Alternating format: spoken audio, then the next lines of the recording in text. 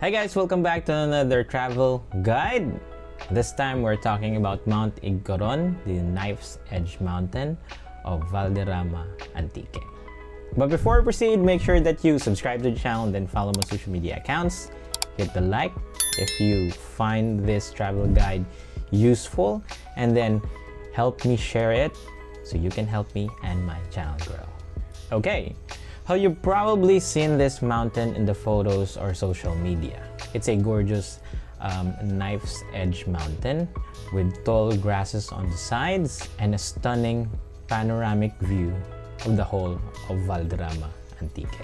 This mountain is one of the sought after hikes in Antique. But don't let the beauty fool you. Before you arrive at Mount Igcoron, you'll have to climb the valley of Sitio Bunga, trekking through rivers and rice terraces. So in this video, I'll be sharing my experience and recommendations if you're planning on climbing Mount Igcoron. So in this video, we will be discussing the following. 1. How to prepare for Mount Igcoron. That includes guides, food, and the registration. And then after that, we'll be talking about what to wear when hiking, the best time to hike the mountain, what the trail looks like, the campsite, and the accessibility of the water, and most importantly, the peak and the climb to summit Mount Igcoron. So without further delays, let's get to it.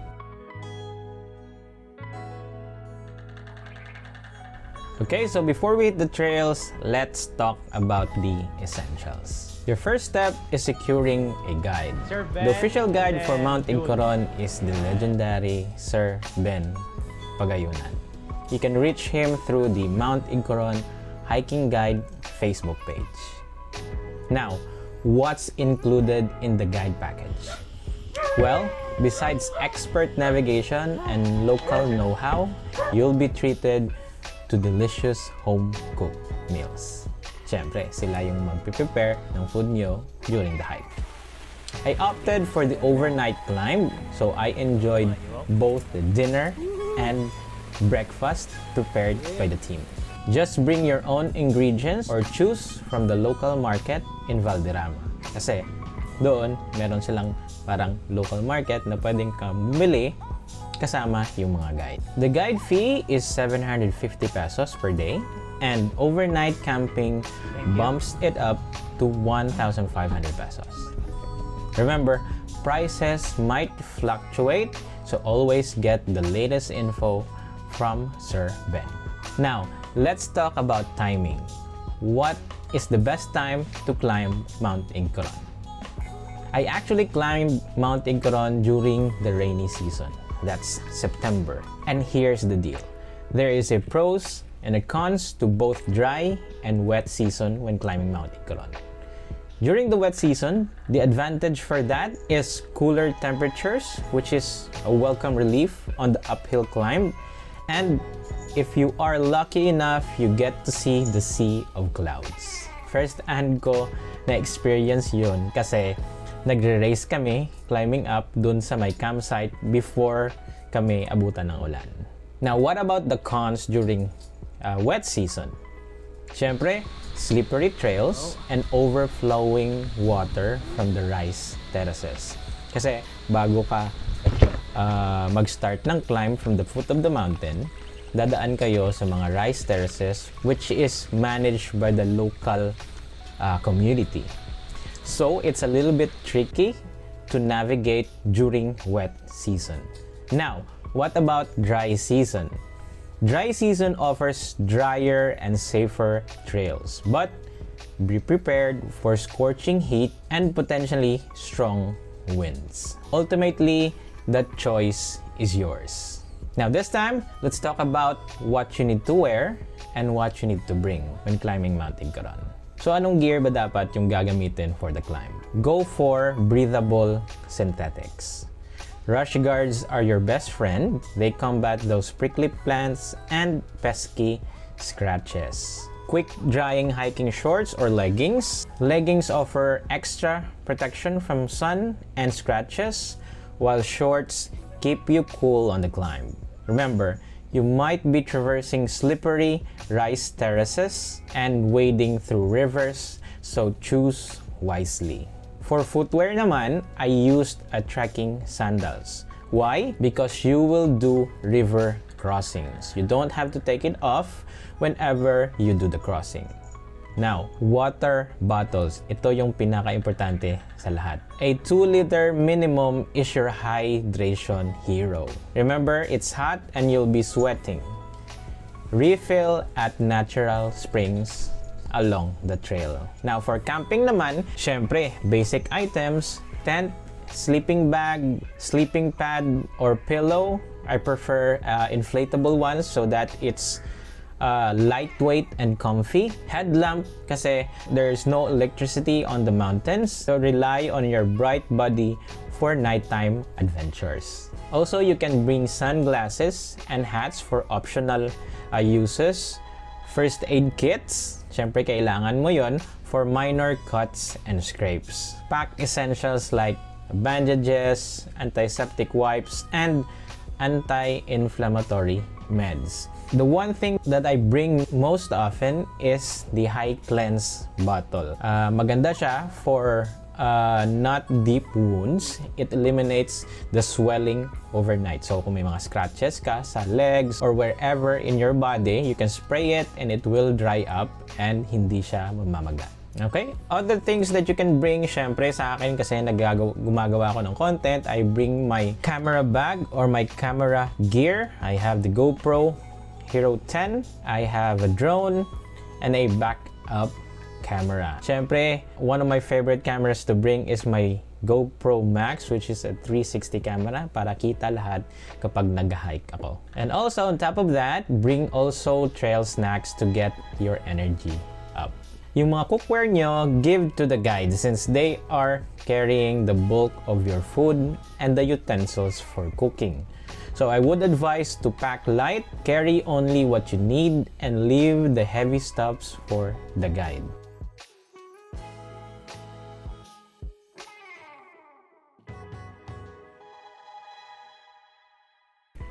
Okay, so before I explain what the trail looks like, let me give you an overview of the mountain itself, the surrounding valleys, and the whole of Valderrama so that you can get a good picture of the trail kung saan kayo lumalakad on where you are hiking towards the campsite. Okay? So let's go ahead and go to Google Maps. Okay, so this is Valderrama Antique. This is the Valderrama town right here. Okay? And Mount Igcoron is just over here. Now, across that is Mount Igduao. Okay? And then, in between those mountains is the campsite. Ayan yung campsite. Now, yung campsite is part of the Barangay Bunga or Sitio Bunga. Ayan. So, andyan lang yung barangay right there. Okay? Now, the start point of the trail is right here. Okay? And I just want to mention Terraza Upland Cafe. Now, why did I mention Terraza Upland Cafe? Because the trail going up to Terraza Upland Cafe is part of the trail going up to Mount Igcoron. Ito yung trail. Ayan. So, you will be walking in between Mount Igduao and Mount Igcoron. Ito yung valley. So, ayan. So, just to give you a heads up kung ano yung dadaanan nyo. Ayan. Okay? And then, syempre, if you're gonna go summit Mount Igcoron, this is the trail. Ayan.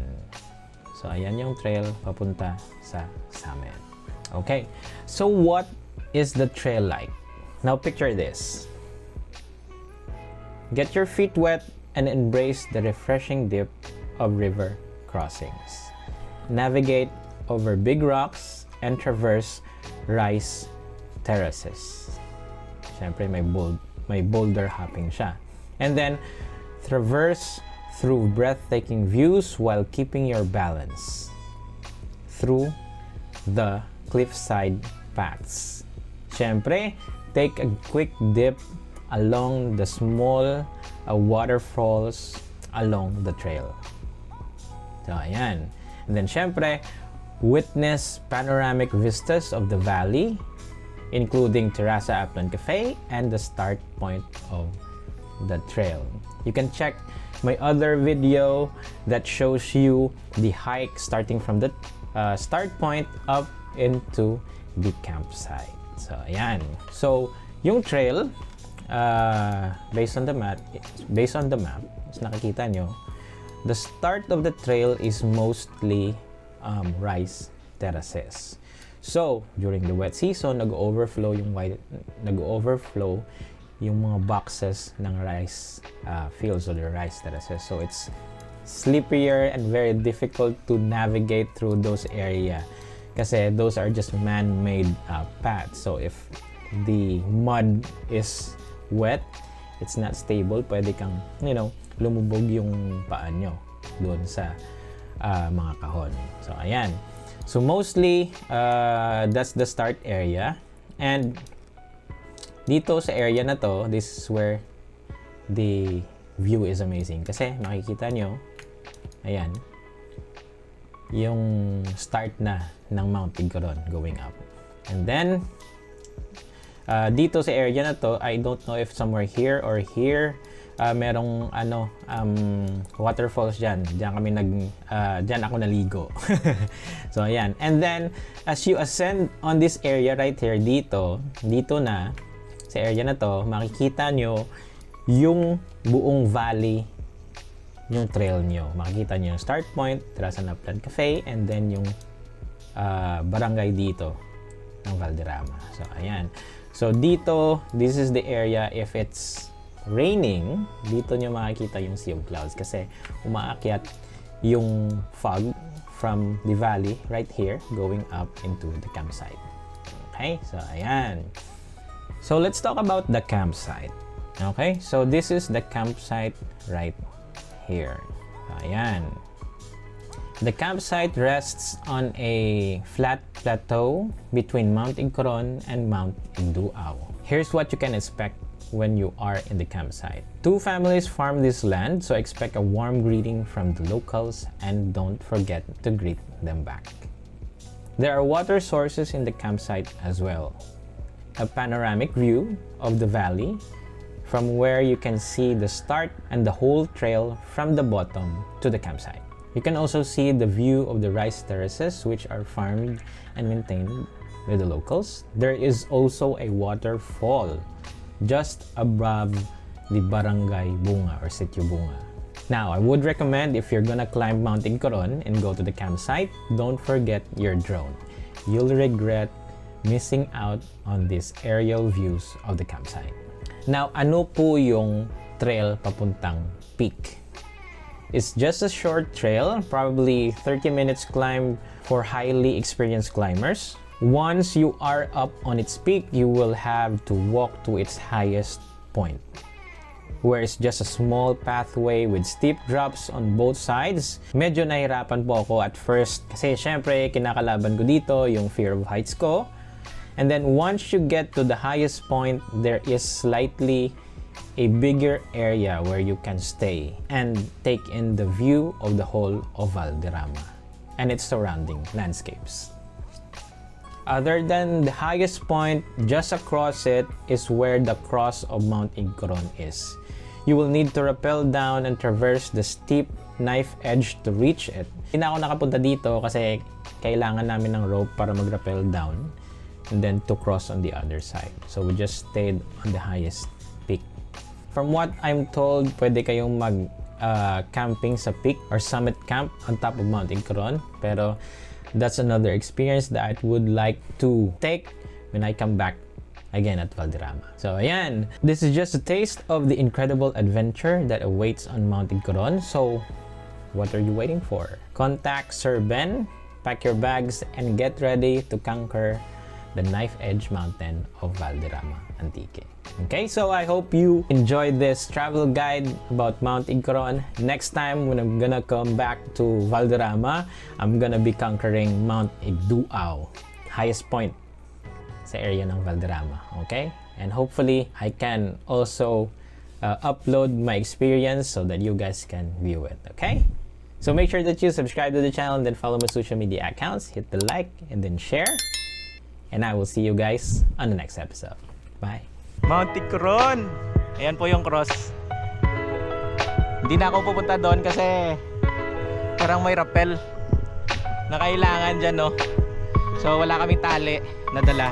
So medyo delikado. Pero ang ganda dito sa taas. Valderrama